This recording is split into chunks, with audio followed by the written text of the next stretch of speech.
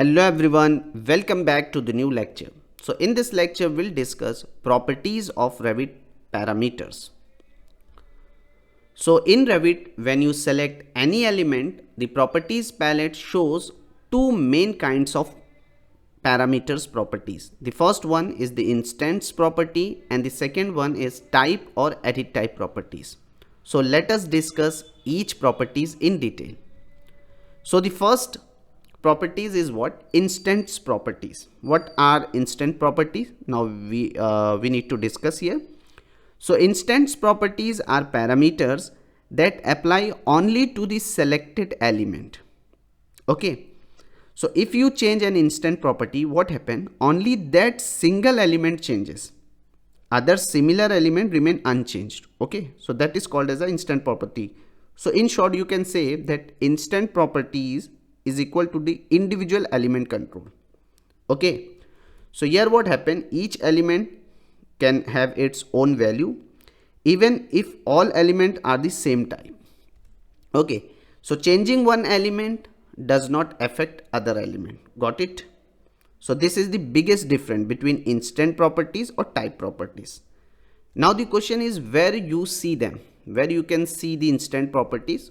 So when you select any element, okay, from the drawing, so in the properties palette you would be able to see the instant property. Let us take one example. For example, here I have opened my Revit software. Now this is my mechanical default template which I have opened. Now I want to show you the example of diffuser. So in the system tab you would be able to see air terminal, just select it, and from here, from the properties palette, I have selected supply diffuser whose face is of 24 inch by 24 and neck 12 inch by 12 inch. Okay, select it. Now you can place it. See, each and every diffuser is of same type. If you see, each and every diffuser which I have placed here, it is of same type. When you select any of the, as I told you, where you can see the instant property, when you select element in the properties palette, you would be able to see the instant property. Like for example, flow, air flow. So flow is what? Flow is the instant properties. See now, for this diffuser flow is 500, for this one also 500. So all is of same type. Okay. So if you change any if you change an instant properties, what happen? Only that single element changes. For example, I have selected this diffuser. Now I am changing the instant property from 500 to 1000 CFM and hit on apply. So see what happened? Only that element, single element changes. Flow is 1000. Even when you go for the next one, flow is still 500. Other similar element remain unchanged. You can see now this diffuser also 500. If you want to change individually, okay, second diffuser flow, because flow is what? Instant property, suppose 1500, apply it. Now see, only that element is changes and other similar element remain unchanged. You can see 500, 500, but this one is the 1500 and this flow is 1000. Got it? So this is the best example of instance properties. So I hope all of you clear this thing. Now we'll move to the next one. The next properties is what? The second one is the type or edit type properties. Okay, so what are type properties? Now we are going to discuss here. Type properties means what? See, what is written here? Type properties are parameter that control what? Tell me please.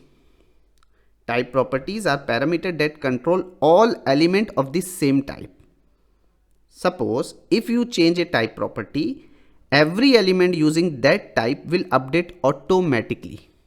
Okay, so one change, update every element using that type, and it is used for standardization. What is mean by that? See, type properties are used to maintain design standard, avoid mistakes, control quality, speed up modeling. Okay, so this is real BIM practice, not just drafting. Now the question is where you see them, where you would be able to see the type properties. So when you select element in the properties palette, you will get one option, edit type. So when you hit on edit type, you would be able to see the type property. Let's take one example.